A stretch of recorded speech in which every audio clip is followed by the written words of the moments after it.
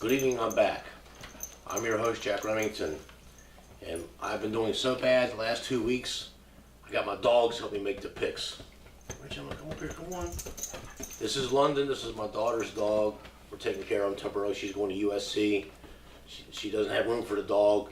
It's not allowed at the campus housing. And this is Gemini, this is my dog. Okay. A pit bull, but she's a great doggy. Okay. Last 2 weeks, Skid Row time. 2 wins and 8 losses.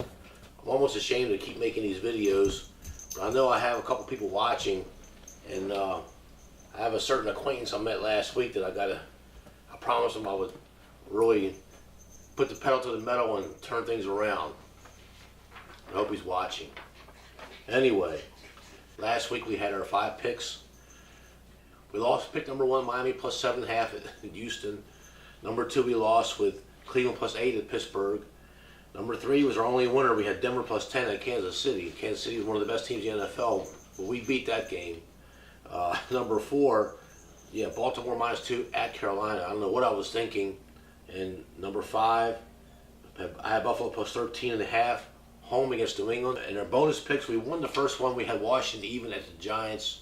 And we had San Francisco minus 1 at Arizona. I can't believe San Francisco let Arizona beat them twice this year. It's probably going to be their only 2 wins. This game, the one I'm going to pick for our first selection, is one of the least picked games from the other handicappers in the contest I follow. This can be, I can see, a coin flip game. It's the Pittsburgh Steelers at the Baltimore Ravens. We had the Ravens in the first time when they went to Pittsburgh, at Pittsburgh, and Ravens was getting some points, and we didn't need them. But the fortunes have reversed. I think the Ravens might be broken, and I think Pittsburgh's surging. They're going in different directions. Plus, Pittsburgh needs to win. It's very rare that these teams sweep each other twice. But we're taking the Steel with the 3, hoping for a close game, and I think Steelers going to win outright. I think Baltimore's broken. They proved it last week against Carolina. Pick number 2. This is one I should have my head examined. The Carolina Panthers, who I actually think is a legitimate Super Bowl threat. They do have the pieces together if they can get on a run, and if they can stay healthy, they can upset some people and play very good ball down the stretch. They are a capable team. I've never really bad-mouthed Carolina, and but they're playing the Tampa Bay Buccaneers, and they benched Jameis Winston again, and they're putting in who I think is the volatile, the nuclear bomb, the Molotov cocktail quarterback, dangerous Fitzpatrick. I mean, this guy, if the right Fitzpatrick shows up, he's going to light him up. He can throw bombs, and he almost won that game against Cincinnati. They were down 31-3, and he came and got within, was 38-33 was the final, something like that. It is mediocrity on the march here in the NFL this year. I'm starting to see teams that start off good, and then they stink. And the teams that were stinky, that stink a game here and there. See Detroit, see Tennessee. But then the good teams they're still good, but they're not covering now. They're showing signs of, well, we're doing just enough to win the games, or maybe they are on the verge of getting beaten, but then they get the ball last. We're going to take the dangerous Fitzpatrick and the Buccaneers plus 6. I mean, I like the 6 points. I'm looking for a close game. Carolina just does not score that many points. Forget that Baltimore game. Carolina is a ball control team. They want Cam Newton to control that ball, and that's what he does. And they're pretty good at that. Next game. This is a good one. The Atlanta Falcons at the Washington Redskins. Washington minus 1.5. Well, I think the wrong team is favored. I think the Falcons should be favored by 2.5, possibly 3. The Falcons need a win to keep pace with the Saints and the Panthers in that division. The NFC South could very well be the best division in football this year. And if Tampa Bay can get a defense together, they got 3 of their defensive ends that are unquestionable that might not play, by the way. I'm still taking them against Carolina because I do look at the injury reports. I think the Falcons are going to show up, and I know the Redskins are home and they're a decent home team, but the Falcons need this win really badly. I'm taking the better offensive team. Pick number 4. A good one. It's the Green Bay Packers at the New England Patriots. Patriots laying 6. If you're going to give me Aaron Rodgers and 6 points, I'm taking it. Bill Belichick is not going to stop Aaron Rodgers is. He's going to light them up. If Aaron Rodgers gets 14 points up on Bill Belichick's team, yeah, Tom Brady can get him back in the game, but I think Aaron Rodgers is going to keep the pedal to the metal. And this may come down to a game who's got the ball last, and it could be a field goal game. I like the Aaron Rodgers +6. You give me Aaron Rodgers +6, and I will take them. This is a gift game. Game number 5, Monday Night Football.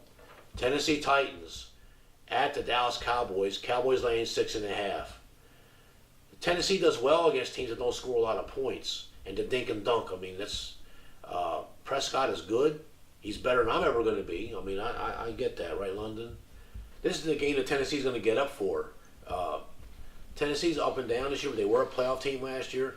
They have a good nucleus, but again, what team's going to show up? Okay, but I do know that Dallas has historically been a bad home team the last 3 or 4 years, and they've actually done okay this year at home. So I think that Dallas is going to revert back to form. They're going to dink and dunk. They're going to fall behind. I'm seeing reports online that Jason Garrett's on the hot seat with Jerry Jones. I mean, Jerry Jones is the guy that fired Jimmy Johnson after winning him 2 straight Super Bowls because Jimmy Johnson took offense to the comment that I could get a monkey to run my team. I don't need Jimmy Johnson. And Jimmy Johnson heard about it, and he called Jerry Jones on it. They got in a 3-hour argument at the sports bar after the Super Bowl, and Jerry Jones winds up firing him after getting his 2nd Super Bowl. Anyway, bonus picks. Bonus pick number 1. New York Jets at the Miami Dolphins. Dolphins -3. I stuck in 3 good wins with Miami early in the year when I was winning. But during the skid, I've taken them twice, and they burned me twice.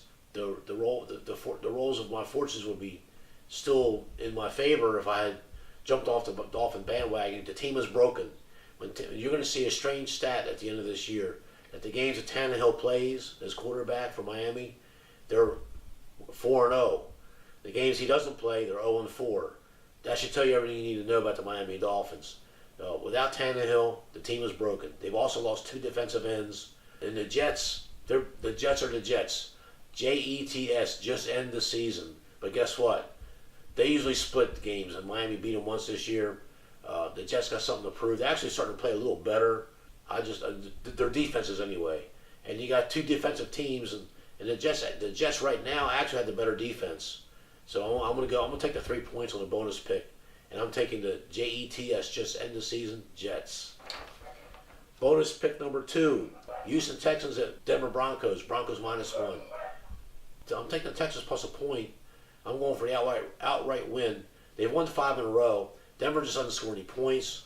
They just had a bloody war with the Kansas City, their big division rival. They kept it within a few points. That was the only pick we won with the Broncos. But that was more of a shootout than a defensive struggle. Houston's got a decent defense, but I'm looking for their offense to light them up like Kansas City lit them up. And Denver just won't be able to score on the Texas defense, which is better than the Kansas City Chiefs defense. They've won 5 in a row. There are only 2 teams, and if they pull this off, the Texans will be the 2nd team in NFL history start off 0-3 and peel off 6 straight wins. The New York Giants is back in 1970.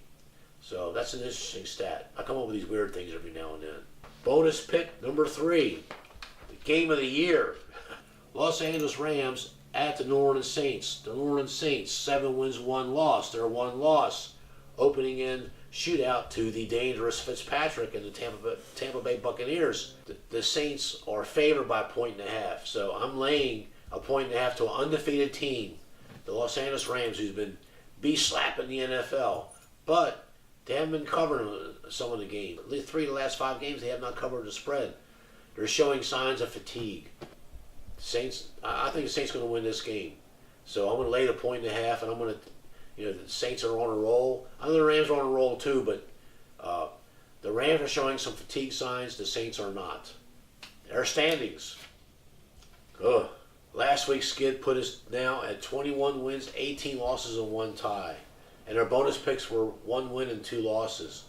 So we look to expand on that. We're going to sweep the board this week. We're going to sweep all 5 games, and we're going to sweep our bonus picks. We're going to go 8-0 this week. So to my friends out there that are watching and want me to do well, I'm doing my best. I really did take the time to look at the stats, to look at the numbers, look at the games, look at where they're at. I did look at the injury reports. I use a lot of handicapping variables. I I really gave it a lot of thought, more than I had the previous weeks. It's no excuse. I don't like to make excuses for myself.